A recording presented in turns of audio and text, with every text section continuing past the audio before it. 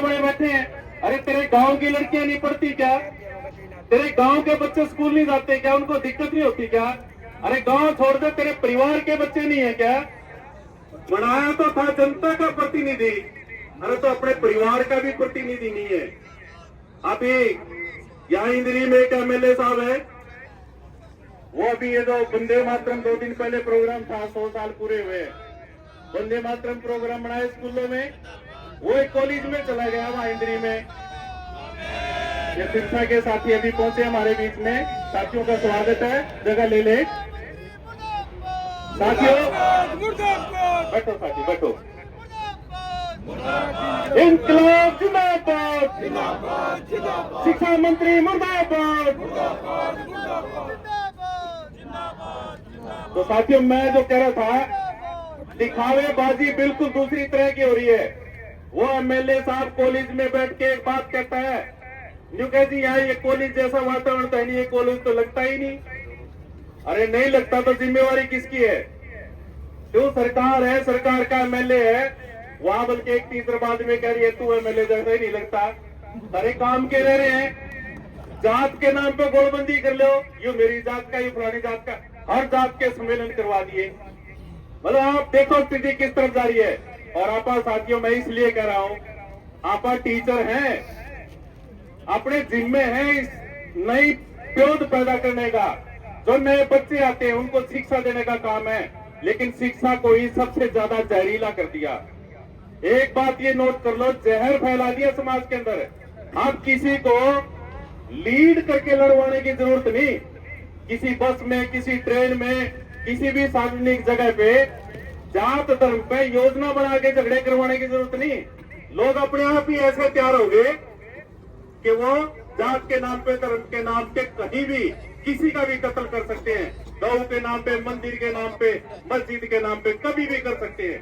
ऐसी जनता तैयार कर दी, ये संक्रमित कर दी पूरी जनता, इन्फेक्टेड कर दी, इन्फेक्शन फैल चुका है पूरे समाज में।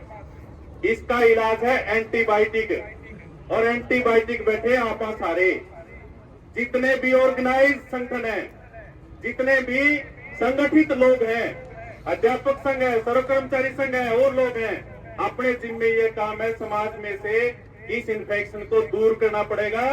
जनता का भाईचारा अपने को बढ़ाना पड़ेगा। अकेले आप लड़के उस बात को नहीं बदल सकते जिसमें ये कह दिया कि व्यक्ति जिम्मेदार है, सरकार की कोई जिम्मेदारी नहीं। इससे प्रभावित किसान भी है, इससे प्रभावित मजदूर भी है। अभी 2 दिन पहले एक दवाइयों की दुकान पे मैं बैठा, पेस्टिसाइड की दुकान पे, किसान आ गए, वो बोले जी हमें खाद चाहिए। मैं वही दुकान पे बैठा था, ने कहा भाई खाद मिल जाएगा मार्केट में, लेकिन नकली मिलेगा, मैं पहले बता रहा हूँ। वो दुकानदार कह रहे हैं नकली, मार्केट में सारा खाद नकली है, मार्केट से मत लेना, सरकारी जो सोसाइटी के माध्यम से आना है वो खाद लेके जाओ। फिर वो बीज की बात करता है, गेहूं का बीज चाहिए, तो वो दुकानदार कहता है यहाँ तो मिलेगा 1500 रुपए का बाजार में, लेकिन अगर आप सरकार के गोदाम से जाके लोगे वहाँ 1200 का मिलेगा, वहां से ले लो।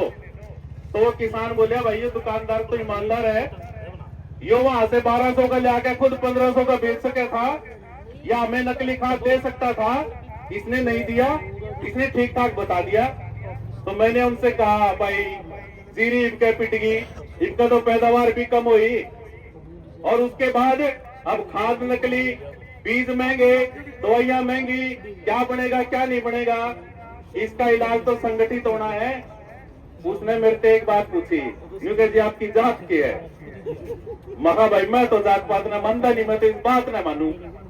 आप ये देख लो लोगों के दिमाग में जात पात कहां तक भर दिया, इनको पूरी तसल्ली है। आपकी बात क्यों सुनेंगे? पूरे 3 साल निकल गए, सर्व कर्मचारी संघ से एक बार भी सरकार ने बात नहीं करी। क्या कर्मचारियों के मसले नहीं है जिसके लिए आप रोज लड़ते हैं?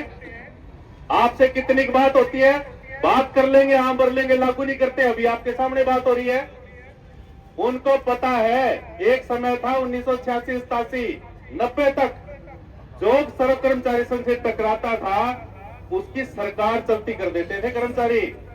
बंसीलाल खुद अपना भी चुनाव हार गया था, अपना भी, क्योंकि उसने कर्मचारियों से पंगा लिया था, मास्टरों से पंगा लिया था, खुद अपनी सीट भी हार गया था। अपने में वो दम था कि अपने साथ जो टकरा लिया आप उसकी फट्टी पोस देते थे। लेकिन अब स्थिति क्या है, उनको पता है इनकी बात सुनने की जरूरत नहीं है, ये वोट को प्रभावित नहीं करते। जब चुनाव होगा ये सारे जात में बटे पाएंगे, कोई को नहीं पावर मांगा के ऊपर, कोई नहीं मांगा एसीपी, कोई नहीं मांगा अपनी मांग, कोई नहीं मांगता पेंशन। फिर तो न्यू देखेंगे ये फलानी जात का, डिग्री जात का, इस बात की तसल्ली है इनको ये जवाब देना पड़ेगा। इन चुनाव में कोशिश करी अपन है, जब कैंडिडेट मैदान में थे विधानसभा के भी और लोकसभा के भी, उस समय भी अपन ने ज्ञापन दिए, सर्व कर्मचारी संघ ने प्रोग्राम बढ़ाए। हम चाहे 10 थे, चाहे 20 थे, चाहे 100 थे, कोई बात नहीं, आपके पास नहीं समय होगा, जब समय होगा तब आ जाओ। अपनी लाइन तो ठीक है ना। जिस दिन एकजुट होकर पूरा कर्मचारी वर्ग जुट जाएगा, इनकी हिम्मत नहीं अपनी बात ना सुने। सरकार को चलाने का काम कर्मचारी करता है। अपनी इस ताकत को पहचानना पड़ेगा साथियों, इसको मजबूत करना पड़ेगा। आज आप मास डेपुटेशन के रूप में आए हैं, यानी नेतृत्व के लोग आए हैं सारे। तय करो अपन ने क्या करना है, सीधी सी बात है भाई। यूं तो आप और रगड़े में आते चले जाएंगे, इसमें कोई दो राय नहीं है। नीतियों का मुकाबला करना, उसके लिए जनता को साथ जोड़ना और अपनी एकता को, अपने संगठन को मजबूत करना, ये काम अपने सामने रहेगा। आज का जो आपका कार्यक्रम है, या अध्यापक संघ आगे भी जो कार्यक्रम देगा, सर्व कर्मचारी संघ हर कदम में आपके साथ होगा। आपके हर आंदोलन का समर्थन मैं सर्व कर्मचारी संघ हरियाणा की तरफ से करता हूं। सर्व कर्मचारी संघ हरियाणा की महत्वपूर्ण एक चीज है, महत्वपूर्ण एक घटक है अध्यापक, टीचर। जहां भी हमें जरूरत होती है, जितनी भी कैपेसिटी है, जैसी भी है, हर तरह से हमारी मदद करते हैं अध्यापक, ये बड़ी बात है। इन्हीं शब्दों के साथ मैं अपनी बात समाप्त करूंगा। धन्यवाद सर।